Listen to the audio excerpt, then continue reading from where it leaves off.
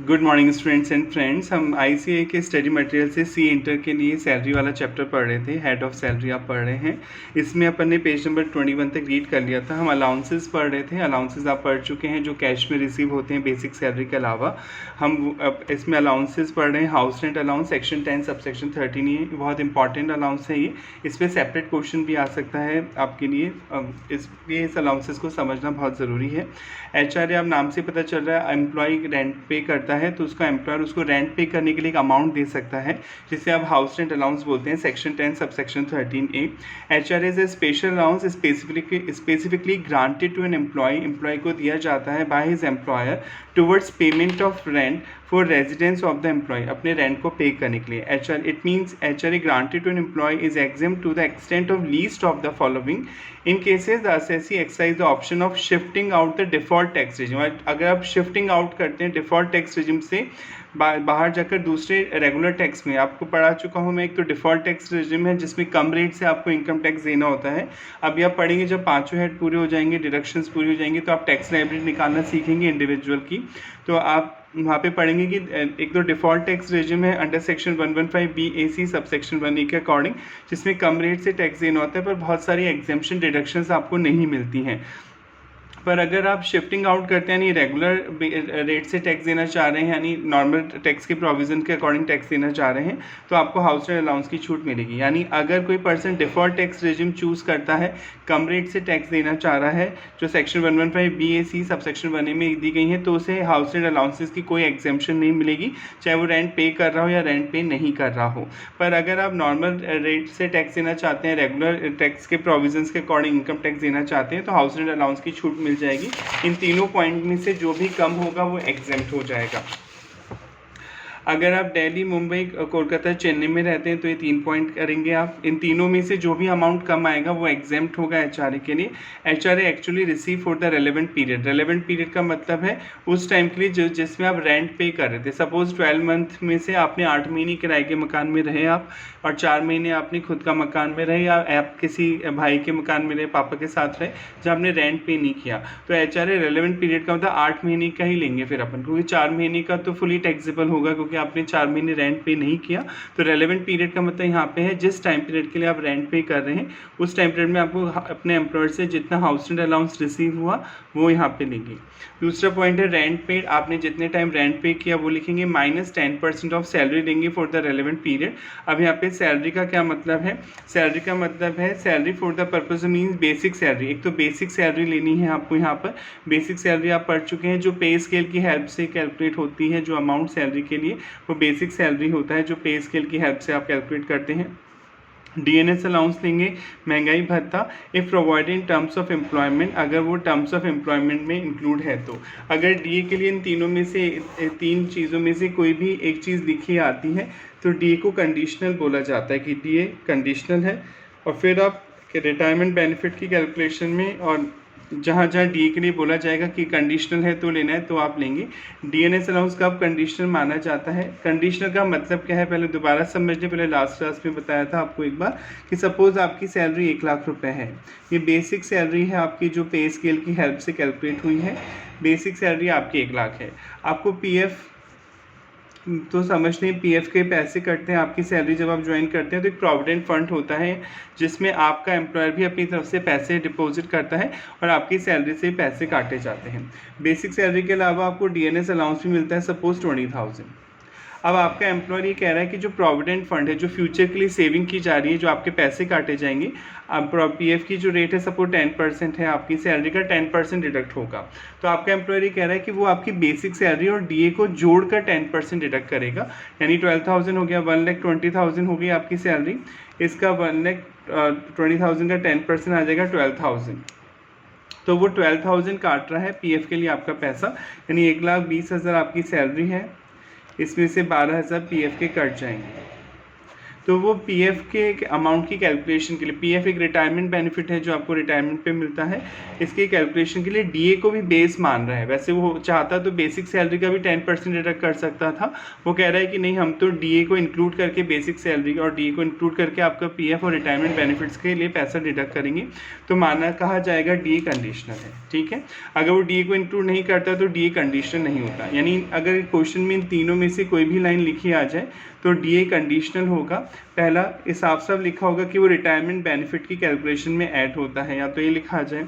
दूसरा, under the terms of employment वो आपको रिसीव होता है, under the terms of employment, ये लाइन लिखी आ जाए डी के साथ। या फिर तीसरा पॉइंट, वो फॉर्म पार्ट है सैलरी का, FORM फॉर्म पार्ट मतलब मेन पार्ट है सैलरी का। अगर इन तीनों में से कोई भी चीज़ लिखी आ जाती है डीएनएस अलाउंस के साथ में तो माना जाता है डीए कंडीशनल होगा, और डीए कंडीशनल है तो उसे सैलरी का पार्ट मानना है आपको एचआरए की कैलकुलेशन में, if provided in the terms of employment.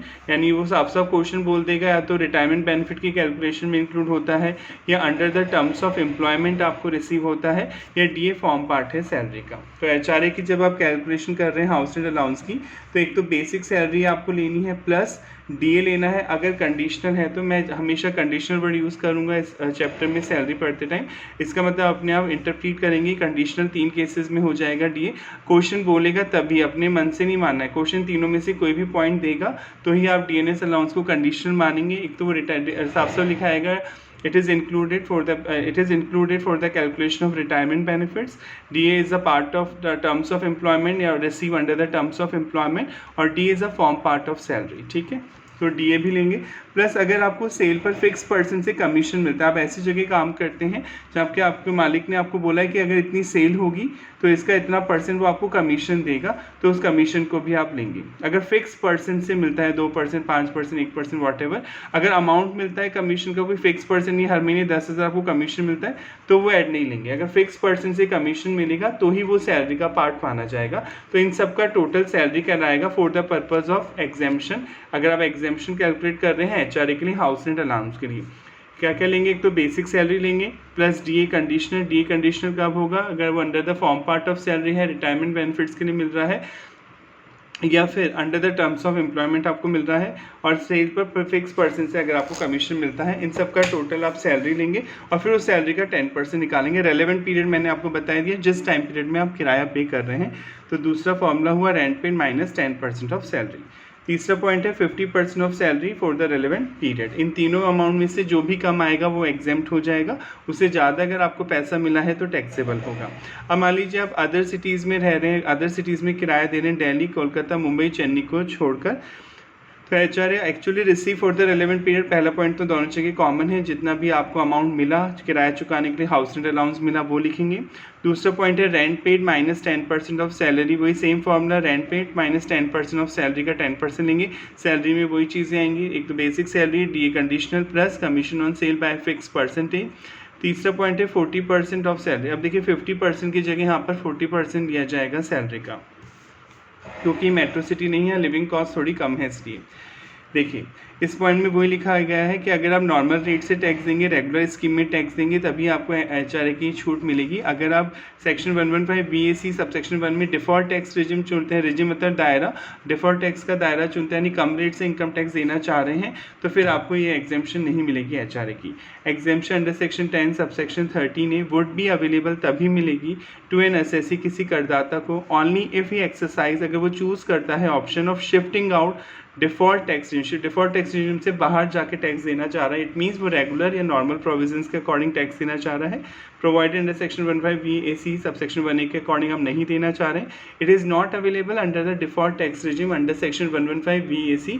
अगर आप डिफॉल्ट टैक्स रेजिम चूज़ करते हैं जिसमें यानी कम रेट से टैक्स देना होता है, तो आपको ये एग्जेम्पशन नहीं मिलेगी। अब माइंड में क्वेश्चन होगा सर जब कम रेट से टैक्स देना है तो एसएससी हमेशा डिफॉल्ट टैक्स रेजिम में चुनेगा? नहीं, अभी आप आगे पढ़ेंगे। एक आप पहले नॉर्मल रेगुलर स्कीम से टैक्स निकालेंगे किसी पर्सन का, और एक डिफॉल्ट टैक्स रेजिम से टैक्स निकालेंगे, जिसमें भी टैक्स लायबिलिटी कम आएगी एसएससी उसी को चूज़ करता है।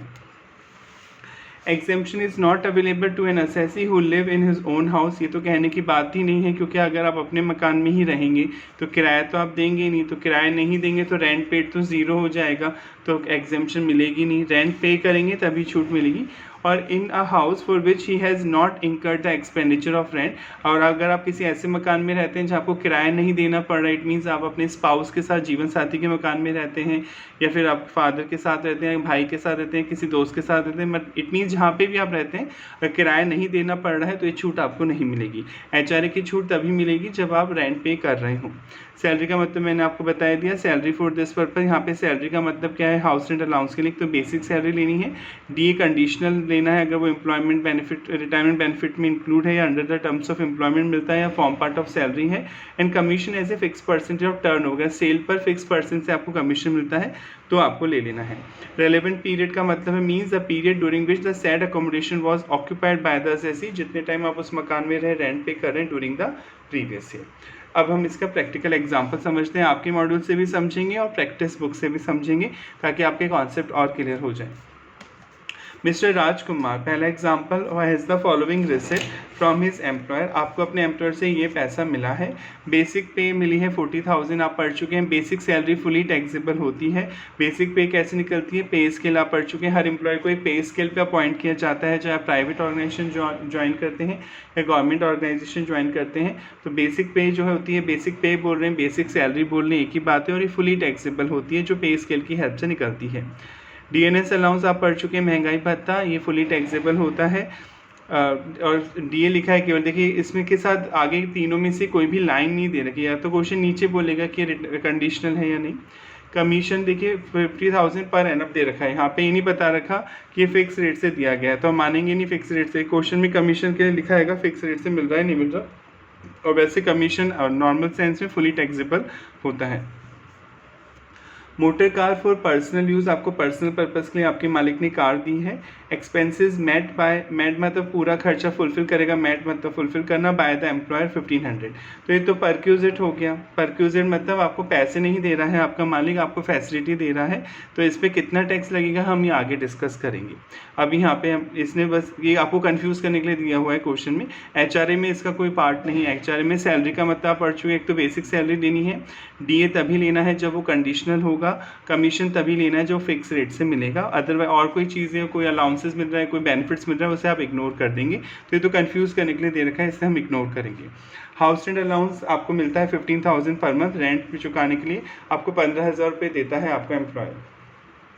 Find out the amount of HRA exempt, आपको बताना है कितना HRA एग्जेम्प्ट होगा, मतलब माफ़ होगा in the hands of mister Rajkumar, assuming that he paid a rent ₹16,000 per month for his accommodation at Kanpur. ये मानिए कि वो कानपुर में 16,000 रुपये किराया पे करते हैं, तो ये मेट्रो सिटीज़ में नहीं रहते हैं तो 40% लेना है आपको सैलरी का।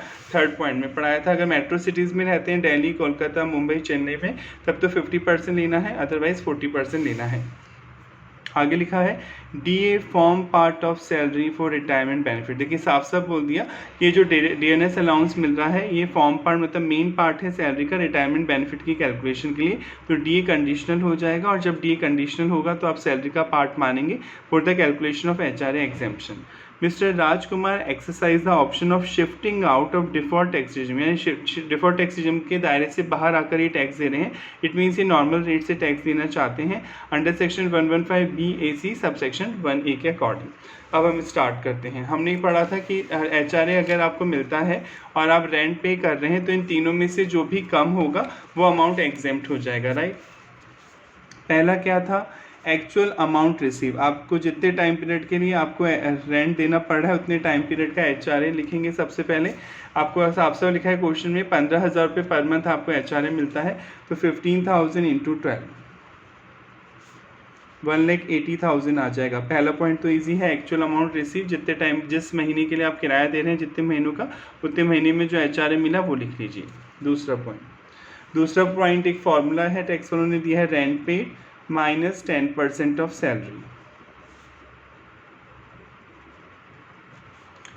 Rent paid minus 10% of salary है, तो रेंट पेड क्वेश्चन ने खुद ही बता रखा है कि आप कानपुर में किराए पे रहते हैं और 16,000 पर मंथ आप रेंट पे करते हैं, तो 16,000 इंटू 12 करेंगे अपन, तो 1,92,000 आ जाएगा। 16,000 इंटू 12 पूरे साल भर का किराया हो गया 1,92,000। 10% ऑफ सैलरी। अब सैलरी का मतलब अपन ने क्या पढ़ा था HRA में, एक तो बेसिक सैलरी लेनी है। मैं यहाँ पे वर्किंग नोट में कैलकुलेट कर देता हूँ। एक तो बेसिक सैलरी आपकी 40,000 पर मंथ है, तो साल भर की हो गई 4,80,000। 12 मंथ की हम प्रीवियस ईयर 1 अप्रैल 23 से शुरू होगा और 31 मार्च 24 को एंड होगा। तो 12 मंथ की लेंगे, प्रीवियस ईयर 23-24 है आपका। तो बेसिक सैलरी हो गई 480 प्लस डीए तभी लेना है अगर वो कंडीशनल है। और डीएनएस अलाउंड कंडीशनल कब माना जाएगा, जब इन तीनों में से कोई भी एक चीज़ बोल दे क्वेश्चन, या तो वो फॉर्म पार्ट है सैलरी का, या फिर वो रिटायरमेंट बेनिफिट्स की कैलकुलेशन में ऐड होता है, या under the terms of employment मिलता है। और क्वेश्चन साफ साफ आपको नीचे बोल रहा है कि जो डी है वो फॉर्म पार्ट है सैलरी का, रिटायरमेंट बेनिफिट्स के लिए इंक्लूड होता है। तो डी कंडीशनल हो गया, और कंडीशनल है तो आपको लेना है HRA के एग्जाम्पशन में 6,000 पर मंथ है, तो साल भर का हो गया 72,000, राइट। प्लस कमीशन भी लेना है। अगर आपको फिक्स परसेंट से सेल पर फिक्स परसेंट से कमीशन मिलता है तो आप कमीशन को भी लेंगे। पर यहाँ पे कमीशन का अमाउंट दे रखा है, क्वेश्चन साइलेंट है कि फिक्स परसेंट से मिला है या नहीं मिला है, तो आप मानेंगे फिक्स परसेंट से नहीं मिला। क्वेश्चन आपको साफ साफ बोलेगा कि कमीशन फिक्स परसेंट से कैलकुलेट हुआ है या फिक्स परसेंट से कैलकुलेट करना है। सेल का अमाउंट दे रखा है, आपको परसेंट की रेट दे रखी होती है तो हम मानते, पर यहाँ तो अमाउंट दे रखा है तो माना जाएगा फिक्स परसेंट से नहीं है। तो इन दोनों का टोटल ही अब सैलरी माना जाएगा 480 प्लस 72,000, टोटल हो जाएगा 5,52,000। इसका लेना है देखिए 10% फॉर्मूले में, rent paid minus 10% of salary. Salary आ रही है 5,52,000, इसका 10% आप निकालेंगे तो 55,200 आएगा, राइट। अब इसका माइनस कर देंगे rent paid minus 10% of salary, तो ये आ जाएगा 1,36,800। क्लियर। ये तो आई गया होगा सर में। रेंट पेड तो दे रखा था 16,000 पर मंथ इंटू 12 करा तो 192 माइनस 10% ऑफ सैलरी। एक तो बेसिक सैलरी डीए लिया क्योंकि कंडीशनल है, कमीशन नहीं लेंगे क्योंकि वो फिक्स परसेंट से नहीं मिला है। अब इसी में और समझा देता हूँ आपको। मान लीजिए ये जो रेंट पेड है, सपोज आप रेंट पे कर रहे होते, सपोज करते हैं यहाँ पे रेंट पे आप कर रहे होते महीने का, आप मान लेते हैं 4,000, तो रेंट पे कितना आता 48,000 आता, और 10% कितना आ रहा है 55,200, राइट। रेंट मैं सपोज क्वेश्चन चेंज कर रहा हूँ ताकि आपके कॉन्सेप्ट क्लियर हो जाए। 4,000 आप रेंट पे कर रहे हैं तो साल भर का रेंट 48,000 देते हैं आप उस मकान का, और आपके सैलरी का 10% सैलरी मानते हैं यही है, तो 55,200 आता है। तो अब माइनस करेंगे तो माइनस में आ जाएगा, राइट। 48,000 में से 55,200 लेस करेंगे तो माइनस में आएगा। तो माइनस में लिखेंगे नहीं, कभी भी ध्यान से सुन ले, कभी भी एग्जेम्पशन माइनस में नहीं हो सकती है। एग्जेम्पशन पर निकाल रहे हैं ना, आप छूट निकाल रहे हैं, तो माइनस में अगर आ रही है एग्जेम्पशन तो वहाँ नील लिख देना है आपको, नील मतलब ज़ीरो। एग्जेम्पशन माइनस में नहीं हो सकती। आपको 10 रुपये आपने कमाए तो छूट 10 की तो मिलेगी, ज़्यादा की कैसे मिलती है। लॉजिक ये है ना भाई, आपने 10 रुपये कमाए हैं तो टैक्स वाले मैक्सिमम 10 रुपये ही माफ़ कर सकते हैं, उससे ज़्यादा थोड़ी माफ़ कर सकते हैं। तो माइनस में आ ही नहीं सकता है। यानी उनका ये कहना है कि रेंट पे जो कर रहा है एसएससी कम से कम अपनी सैलरी के 10% से ज़्यादा पे करेगा, तभी माइनस करके प्लस में आएगा अमाउंट। अगर आप अपनी सैलरी के 10% से भी कम रेंट पे करते हैं तो नील लिया जाएगा, यानी आपको कोई छूट नहीं मिलेगी। नील तो मतलब इनमें अगर मैं कंपेयर करूँगा, नील का मतलब ज़ीरो ही हुआ, तो ज़ीरो ही आएगा। तो इन तीनों में अभी तीसरा पॉइंट तो क्या मैंने लिखा नहीं, तो इन तीनों में से जो कम हो माफ़ होगा, तो ज़ीरो माफ़ होगा, यानी पूरा HRA टैक्सेबल हो जाएगा। वापस सुन लें, एग्जेम्पशन कभी भी, कोई सी भी एग्जेम्पशन पढ़ रहे हैं आप, अभी तो HRA निकालना सीखा है, कोई भी एग्जेम्पशन जब आप निकालते हैं, एग्जेम्पशन कभी भी नेगेटिव नहीं हो सकती है, माइनस में नहीं जा सकती। अगर माइनस में जा रही है तो वहाँ आपको नील लिख देना है, ज़ीरो लिख देना है। और लॉजिक ये है कि टैक्स वाले मानते हैं कि रेंट पे होना चाहिए कम से कम बेसिक सैलरी के सैलरी के 10% से ज़्यादा। इट मीन्स कोई बच्चा इसे ऐसे भी बोल सकता है कि सर देखें इन दो केसेस में ना HRA की कोई छूट नहीं मिलेगी, HRA फुली टैक्सेबल होगा। पहला केस, एक जो आप रेंट ही नहीं पे करते हैं, आप रेंट ही पे नहीं कर रहे हैं बिल्कुल ही, तो भी HRA टैक्सेबल हो जाएगा, छूट नहीं मिलेगी। दूसरा केस, अगर आप रेंट तो दे रहे हैं पर अपनी सैलरी के 10% से कम दे रहे हैं तो भी आपको HRA की कोई छूट नहीं मिलेगी, पूरा जितना भी HRA आपको मिला है साल भर में फुली टैक्सेबल होगा। और तीसरा भी बोल सकता है बच्चा, अगर आप सेक्शन 115BAC नया टैक्स रेजिम के अकॉर्डिंग टैक्स देते हैं तो भी HRA की छूट नहीं मिलेगी। यानी इन तीन केसेस में जितना भी हाउस रेंट अलाउंस आपको मिला है वो फुली टैक्सेबल हो जाएगा। एक तो आप रेंट ही पे नहीं करते हैं तो फुली टैक्सेबल होगा, दूसरा अगर रेंट तो पे करते हैं पर अपनी सैलरी के 10% से कम कम पे करते हैं तो माइनस में आएगा, माइनस निल हो जाएगा। एग्जेम्पशन कभी माइनस में नहीं होती, तो HRA की कोई छूट नहीं मिलेगी। या फिर आप न्यू टैक्स रेजिम चुन लेते हैं, डिफ़ॉल्ट टैक्स रेजिम चूज़ करते हैं, तो भी आपको HRA की कोई छूट नहीं मिलेगी। तो आई होप ये समझ में आ गया होगा। ये तो मैंने आपको समझाने के लिए लिखा है, इसको भी मैं हटा देता हूँ, आप इस पर ध्यान मत दीजिए अब, ठीक है। तो पहला पॉइंट था एक्चुअल अमाउंट रिसीव, दूसरा था rent paid minus 10% of salary, तीसरा पॉइंट था अगर आप दिल्ली, मुंबई, कलकत्ता, चेन्नई में रहते हैं तब तो आप 50% लेंगे सैलरी का, रेस्ट ऑफ इंडिया 40% लेंगे। क्वेश्चन साफ साफ बोल रहा था आप कानपुर में रहते हैं तो कानपुर एज पर टैक्स के जो HRA के आप कैलकुलेशन कर रहे हो उसके अकॉर्डिंग कोई मेट्रो सिटी नहीं है, तो आपकी सैलरी का 40% लेंगे। 40% ऑफ सैलरी, सैलरी का मतलब वही है, एक तो basic salary plus DNS allowance अगर कंडीशनल हो और कमीशन फिक्स रेट से मिलता है तो ये आएगी सैलरी जो निकाली थी अभी 5,52,000 का लेंगे आप 40%, राइट। तो 5,52,000 इंटू 40%, तो ये आएगा 2,20,800। अब कंपैरिजन होगा इन तीनों में से जो कम हो, which ever is less from the following. First है एक्चुअल अमाउंट रिसीव, दूसरा rent paid minus 10% of salary, तीसरा 40% ऑफ सैलरी। इन तीनों में से जो भी कम वो माफ़ हो जाएगा। तो कौन सा कम आ रहा है सर? ये कम आ रहा है सेकंड पॉइंट। तो 1,36,800 एग्जेम्प्ट हो जाएंगे। मिले कितने एक्चुअल HRA कितना मिला आपको? 180। साल भर में 1,80,000 रुपये आपको मिला है। 180 में से 1,36,800 लेस हो जाएंगे और रिमेनिंग अमाउंट टैक्सेबल हो जाएगा, उस पर आपको इनकम टैक्स देना होगा। और किस रेट से देना होगा वो हम बाद में पढ़ेंगे, अभी तो हम सब टैक्स के प्रोविजन समझ रहे हैं। तो आपका आंसर होगा 43,200 टैक्सेबल अमाउंट होगा और 136,800 अंडर सेक्शन 10 सबसेक्शन 13A में एग्जेम्प्ट होगा। अब हम आंसर देख लेते हैं। देखिए आंसर आ गया, HR रिसीव हुआ था 180, एग्जेम्प्ट हो गया अंडर सेक्शन 10 13 में 136,800 43,200। आपको वर्किंग नोट एग्जाम में ऐसे ही बनाना है जैसे इन्होंने बनाया है। कोशिश पूरी करनी है कि मॉड्यूल की लैंग्वेज आप यूज़ करें, अपनी लैंग्वेज कम यूज़ करें। ऑल्दो हर कोई मगअप नहीं कर सकता 100%, तो देखिए किसी को आज नहीं होती है, लीगल लैंग्वेज है, पर एटलीस्ट आप ट्राई करें कि मॉड्यूल से पढ़ाई करें कोई भी सब्जेक्ट, और 70% से 80% लैंग्वेज आप मैच करें, यानी मॉड्यूल ने जो वर्ड लिखे हैं वही वर्ड आप यूज़ करें, तो टीचर पे एक अच्छा इंप्रेशन पड़ता है और वो आपको अच्छे मार्क्स देता है। Exemption shall be least of the following 3 limit, इन तीनों में से जो कम हो माफ़ हो जाएगा। Actual amount receive, rent paid minus 10% of salary निकाला था 136, 40% of salary at Kanpur. For the purpose of exemption under section 10 subsection 13A salary include DNS allowance आएगा only when the terms of employment so provide but exclude all the allowances पर, बाकी कोई allowance और perquisite आप नहीं लेंगे। I hope यहाँ तक आपको समझ में आ गया होगा। अब एक रेफरेंस बुक से हम एग्जाम्पल समझ लेते हैं। HRA का ये अच्छा एग्जाम्पल है तो आप इसे समझ सकते हैं। देखिए, compute the gross salary income of Ramesh, आपको रमेश की सैलरी से इनकम कैलकुलेट करनी है।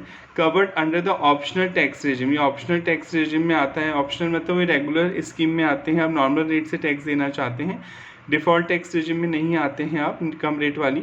For the assessment year 24-25 employed with JK limited in Bengaluru में आप काम करते हैं। Based on the following particulars, basic salary दे रखी है 1 लाख पर मंथ है आपकी, 150 पर मंथ हो गई थी with effect from 1 January 2024।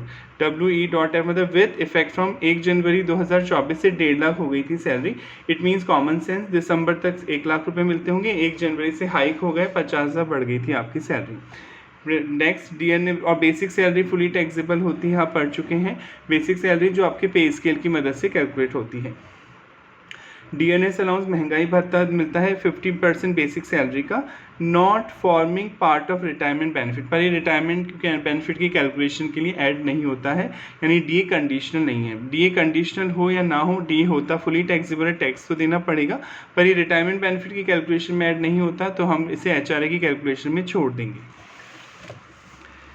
Commission मिला है 3 लाख पर एनम, अब यहाँ पर भी वही सेम चीज़ है, फिक्स रेट परसेंट से नहीं मिला है सेल पर कमीशन होता फुली टैक्सेबल है। अगर आप सैलरी की बात कर रहे हैं तो टैक्स तो देना पड़ेगा, पर HRA की कैलकुलेशन में आप इस कमीशन को नहीं लेंगे क्योंकि फिक्स परसेंट से नहीं मिल रहा है।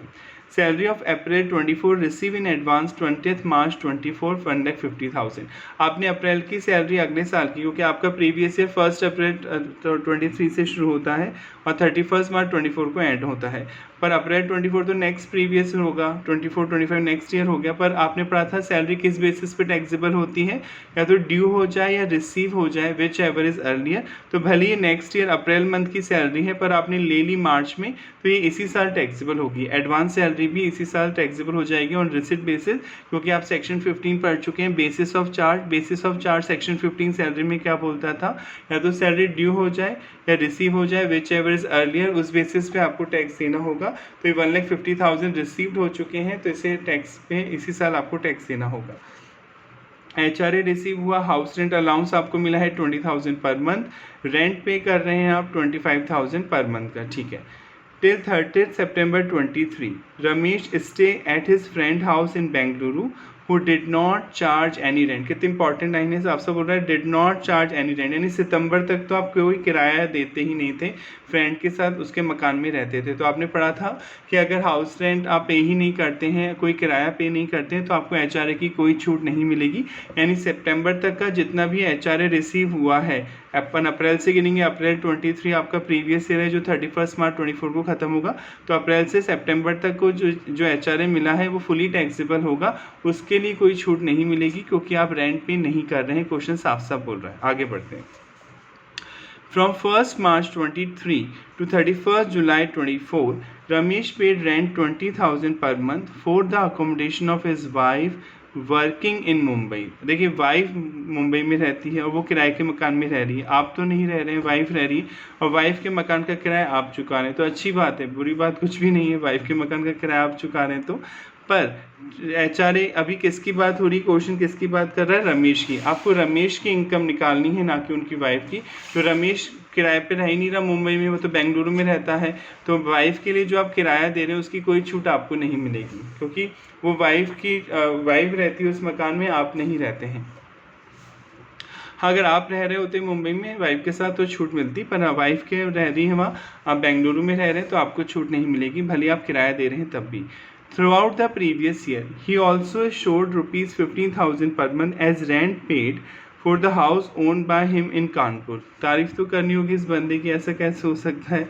आपका कानपुर में मकान है, ओन मकान में तो खुद का मकान है, और आप ऐसा शो कर रहे हैं कि कानपुर के मकान के लिए आपने 15,000 किराया दिया, तो धोखा देना हो गया। तो टैक्स वालों को आप टैक्स बचाने यानी चोरी करने की कोशिश कर रहे हैं।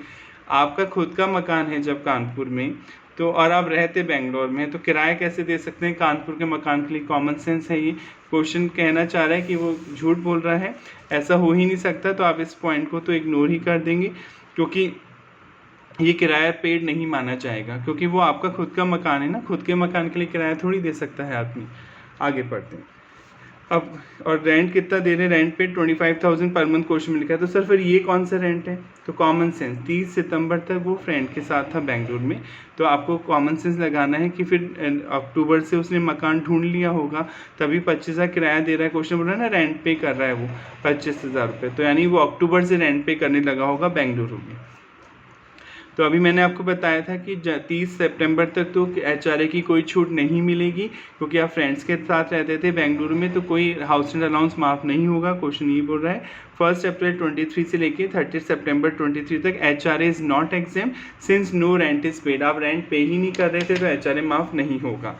दूसरा, मुंबई वाले मकान के लिए भी आपको कोई छूट नहीं मिलेगी, क्योंकि मुंबई में आप नहीं रहते हैं, आपकी वाइफ रहती हैं। आपकी सैलरी की बात की जा रही है, वाइफ की बात ही नहीं हो रही अभी। भले आप किराया पे कर रहे हैं, पर यहाँ पे छूट नहीं मिलेगी। Rent paid for accommodation of wife not exempt, ये माफ़ नहीं होगा since house is not occupied by SSC, क्योंकि आप खुद उस मकान में नहीं रह रहे हैं। और कानपुर वाला मकान तो खुद का है, आपको उसका किराया कैसे दे सकते हैं। Rent paid for house in Kanpur not exempt since the house is own by Ramesh. जब आपका खुद का मकान है तो आप किराया दे ही नहीं सकते, आप झूठ बोल रहे हैं, तो इसकी भी कोई छूट नहीं मिलेगी। हाँ, बेंगलुरु में आपने जो किराया दिया होगा 30 सितंबर के बाद, तो आप बेंगलुरु, ये थोड़ी बोल रहा है कि आप कानपुर आगे क्वेश्चन, तो आप यही एज्यूम करेंगे वो बेंगलुरु में ही रहता है, और बेंगलुरु में अगर रह रहा है तो 30 सितंबर तक जब फ्रेंड के साथ रहा, तो अक्टूबर से वो किराया पे करने लग गया होगा, तभी क्वेश्चन में रेंट पेड दे रखा है। तो हम अक्टूबर से मार्च तक 6 महीने की तो कैलकुलेशन ज़रूर करेंगे। HRA exemptions available in respect of rent paid in Bengaluru. जो बेंगलुरु में आप रेंट दे रहे होंगे अक्टूबर से लेकर मार्च तक, वो 6 महीने की कैलकुलेशन की जाएगी। यहाँ पे पूरी सैलरी आपको कैलकुलेट करनी है, तो अच्छा क्वेश्चन है, इससे आपके और कॉन्सेप्ट क्लियर हो जाएंगे। Computation of gross salary income निकाल रहे हैं आप रमेश की फॉर द असेसमेंट ईयर 24-25। आपके सितंबर वाले एग्जाम के लिए आप पढ़ चुके हैं। आपका प्रीवियस ईयर 1 अप्रैल 23 से शुरू होता है और 31 मार्च 24 को एंड होता है। प्रीवियस ईयर वो ईयर होता है जिस साल आप इनकम अर्न करते हैं, और असेसमेंट ईयर वो ईयर होता है जिस साल आप इनकम टैक्स पे करते हैं। आपका असेसमेंट ईयर एक साल आगे चलता है जो कि 1 अप्रैल 24 से शुरू होगा और 31 मार्च 25 को एंड होगा। सबसे पहले बेसिक सैलरी आप पढ़ चुके हैं। बेसिक सैलरी फुली टैक्सेबल होती है। तो आज क्वेश्चन साफ साफ बोल रहा था कि दिसंबर तक तो 1 जनवरी से 1.5 लाख हुई है सैलरी, दिसंबर तक तो 1 लाख ही मिलते होंगे, तो अप्रैल से दिसंबर तक गिनेंगे तो 9 मंथ होगा, 9 लाख तो ही हो गए, और जनवरी फरवरी मार्च 3 महीने हो गए 150, टोटल आपकी 12 मंथ की सैलरी होगी 13,50,000। आई होप यहाँ तक समझ में आ गया होगा। डीएनएस अलाउंस क्वेश्चन साफ साफ बोल रहा है आपकी बेसिक सैलरी का 50% मिलता है। तो बेसिक सैलरी आई साल भर की 12 मंथ की 13,50,000, इसका 50% निकालेंगे 6,75,000, और डीएनएस अलाउंस फुली टैक्सेबल होता है। कमीशन क्वेश्चन में साफ साफ दे ही रखा है, 3 लाख पर एनम आपको मिला है, तो सीधे सीधे 3 लाख लिख देंगे। आपने एडवांस सैलरी ले ली थी अगले साल की, तो आप पढ़ चुके हैं section 15 basis of charge, salary या तो ड्यू हो जाए या रिसीव हो जाए, विच एवर इज अर्लियर। तो आपने ले ली अगर एडवांस में, तो अभी टैक्स देना होगा, तो 1,50,000 भी आपकी सैलरी में ऐड होंगे। ये तो सैलरी हो गई। फिर HRA रिसीव की बात करते हैं कि HRA अपन कितना माफ़ करेंगे, तो इसे पढ़ लेते हैं अपन फटाफट। मैं इसको यहाँ पे करके बता देता हूँ। अक्टूबर से कैलकुलेशन होगी, क्योंकि अक्टूबर से ही आप रेंट पे करने लगे हैं, और कब तक हो गया अपना प्रीवियस ईयर एंड होता है 31 मार्च 24। दिसंबर तक सैलरी कितनी मिलती थी, 1 लाख पर मंथ, राइट, और उसके बाद बढ़ गई थी, तो हम 2 टुकड़ों में कर लेते हैं इसकी कैलकुलेशन। एक तो अक्टूबर से दिसंबर को सैलरी चेंज हो गई इसलिए, और एक जनवरी टू मार्च। 3 पॉइंट करने होंगे, इन तीनों में से जो कम होगा माफ़ हो जाएगा। पहला क्या था, HRA रिसीव, एक्चुअल HRA जो आपको मिल रहा है। क्वेश्चन साफ साफ बोल रहा है कि जो आपको HRA मिलता है 20,000 पर मंथ मिलता है, house rent allowance 20,000 per month मिलता है आपको, तो 20,000 अक्टूबर नवंबर दिसंबर 3 मंथ का हो गया 60,000। अलग कैलकुलेशन इसलिए करनी पड़ी है, 6 महीने के हम एक साथ इसलिए नहीं कर सकते, वो सैलरी चेंज हो रही है इसलिए। दूसरा वो यहाँ पे फिर पहला पॉइंट वही, HRA कितना मिला, 20,000 मिलता है पर मंथ इंटू 3, जनवरी फरवरी मार्च 60,000। पहला पॉइंट तो हो गया ही। दूसरा पॉइंट है यहाँ से चेंज होगा, rent paid minus 10% of salary, right, यही होता है फॉर्मूला। रेंट पे क्वेश्चन साफ साफ बोल रहा है कि रेंट पे जो आपने किया है 25,000 पर मंथ पे किया है, तो 3 महीने का हो गया 75,000, 25 इंटू 3 मंथ की बात कर रहे हैं अभी। 10% ऑफ सैलरी। अब सैलरी में सर क्या क्या लेंगे, आप पढ़ चुके हैं। सैलरी में एक तो बेसिक सैलरी आएगी आपकी, बेसिक सैलरी जो है, ठीक है, दिसंबर तक 1 लाख रुपए मिलते थे, तो यहाँ पर 1 लाख रुपए इंटू 3, दिसंबर तक 3 लाख हो गया बेसिक सैलरी, प्लस DA आएगा अगर वो कंडीशनल है। क्वेश्चन साफ साफ बोल रहे थे DA रिटायरमेंट बेनिफिट में ऐड नहीं होता, तो DA छोड़ देंगे। प्लस कमीशन अगर फिक्स पर्सन से मिलता है, कमीशन है तो सही, वो फिक्स पर्सन से नहीं मिलता सेल का, वो भी छोड़ देंगे। तो केवल 3 लाख की हुई बेसिक सैलरी, इसका 10%, ये 30,000 आएगा। सॉल्व करके 75,000 माइनस 30,000 आप लेस कर देंगे तो 45,000 आएगा। तीसरा पॉइंट, अगर मेट्रो सिटीज़ में रहता है दिल्ली, मुंबई, कोलकाता, चेन्नई, तो 50%, अदरवाइज 40%, तो यहाँ तो 40% ही लेना है। सैलरी वही आएगी 3 लाख, तो यहाँ थी, इसका 40% 120। इन तीनों में से जो कम हो वो माफ़ हो जाएगा, right, which ever is less. तो 45,000 ही कम आ रहा है, ये माफ़ हो जाएगा। मिला कितना है HRA 3 महीने में, अक्टूबर से दिसंबर तक 60,000, 60 में से 45,000 माफ़ हो जाएगा, एग्जेम्प्ट हो जाएगा under section 10 subsection 13A HRA, और 15,000 रुपये टैक्सेबल होगा। ये हमने दिसंबर तक की बात की। अब हम इस पे आते हैं, जनवरी टू मार्च। पहला पॉइंट तो वही है, एक्चुअल अमाउंट रिसीव 3 महीने का 20 इंटू 3, 60,000। दूसरा फॉर्मूला वही है, rent paid minus 10% of salary. तो रेंट पे तो क्वेश्चन में दे रखा था 25,000, तो 3 महीने का जनवरी फरवरी मार्च 75 हो गया टोटल सैलरी। अब आपकी जनवरी से 1.5 लाख रुपये हो गई थी पर मंथ, तो 3 महीने की सैलरी हो गई 4,50,000, राइट, इसका 10% 45,000, तो 75,000 माइनस 45,000 करेंगे तो आ जाएगा 30,000।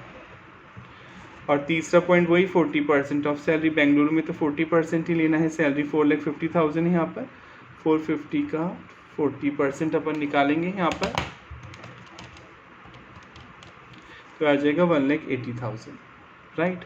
अब इन तीनों में से जो कम हो, actual amount receive, rent paid minus 10% of salary और 40% इन तीनों में से जो कम हो, साफ साफ दिख रहा है ये 30,000 ही कम है। तो मिला कितना है, 60,000 आपको मिला है, 30,000 कम है, तो ये माफ़ हो जाएगा, 30 टैक्सेबल हो जाएगा।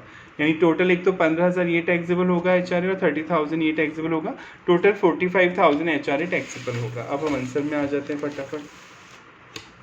टोटल आपका एक तो ये टैक्सेबल हो गया, 45 तो ये आ ही गया समझ में, राइट। प्लस आप क्वेश्चन आपसे बोल रहा था बैंक सितंबर तक तो आप फ्रेंड के मकान में रहते, तो सितंबर तक का HRA तो वैसे टैक्सेबल हो जाएगा। तो 20,000 इंटू 6 करेंगे तो 120 आएगा। 20,000 मिलता है हर महीने 6 महीने, सितंबर तक तो किराया नहीं दे रहे थे, तो ये तो फुली टैक्सेबल होगा। तो 120 प्लस 45 टोटल 1,65,000 टैक्सेबल हो जाएगा HRA। तो आप अपना क्वेश्चन आंसर देख सकते हैं, 165 टैक्सेबल हो गया और टोटल ग्रॉस सैलरी इनकी आ गई 26 ने 40,000। सेम ये कैलकुलेशन वर्किंग नोट में आप दिखाएंगे एग्जाम में, जब वर्किंग नोट बना सकते हैं या क्वेश्चन में ऐसे भी प्रेजेंट कर सकते हैं। एक बार 45,000 आया था एग्जाम, एक बार 30, टोटल 240 मिला, उसमें से माफ़ हो गया, बाकी 165 आ गया। आई होप आपको समझ में आ गया होगा। DA इसलिए नहीं लिया गया, does not form part of retirement benefits में इंक्लूड नहीं होता, इसे छोड़ दिया गया। कमीशन भी नहीं लिया गया क्योंकि वो फिक्स पर्सन से नहीं मिलता है सेल का। तो अगर आपको कोई डाउट है तो प्लीज़ आप कमेंट करके पूछ सकते हैं। नेक्स्ट टॉपिक के साथ नेक्स्ट क्लास में मिलते हैं। Thank you so much.